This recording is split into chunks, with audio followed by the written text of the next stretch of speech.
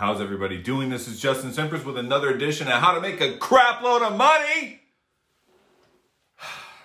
Not really, right? Not really. It's been a trying morning for me this morning. Some technical difficulties. But anyway, I'm here. I'm ready to share. And, look, it's all about keeping it real with who you are. You're a star player. That is the most important thing in your life. If you don't have you prioritized as number one, everything else is going to fall. Right? If you're looking at somebody else, idolizing them and wanting to be like them, that's great, but watch it. Fine line between not putting yourself first. And what I'm talking about today is the sales journey that I've had. I've had a sales journey, just like my sales journey, unique to everybody else. But I'm here to tell you that if you're in a position, which most of you are, where you're like, I don't know if I want to be here anymore. I'm not sure about what to do here. Let me just tell you something. Practice and hone your craft every day. I will tell you right now, from working person-to-person sales, business-to-business phone sales, business-to-business in-person sales, and all morphed into one, what I'm doing right now, all will help you along in your journey. Now, I talked to you yesterday or the other day about, your foundations. And I feel like that's the most important.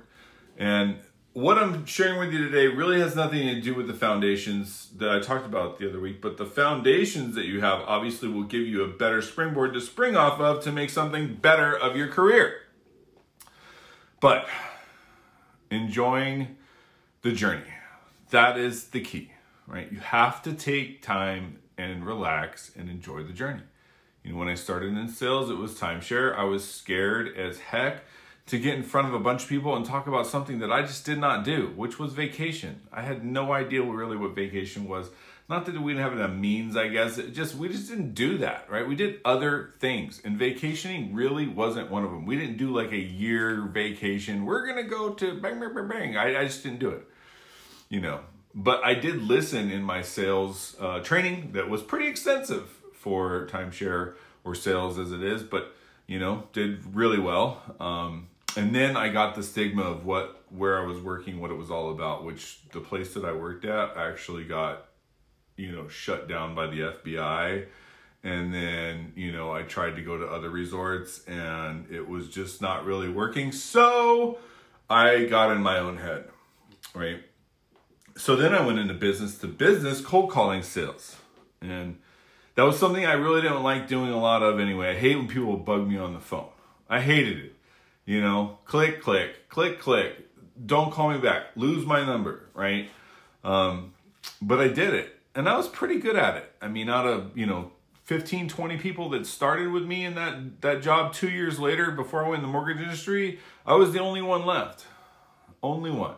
And so, yeah, I survived that. But I did take in, and I, became a sponge to absorb the knowledge that I learned in doing that stuff so I could carry it with me moving forward. And so no matter where I was at in my sales career, foundation excluded, right? But no matter where I was at, the one thing I did do pretty well was take the knowledge that was being given to me and carry it forward.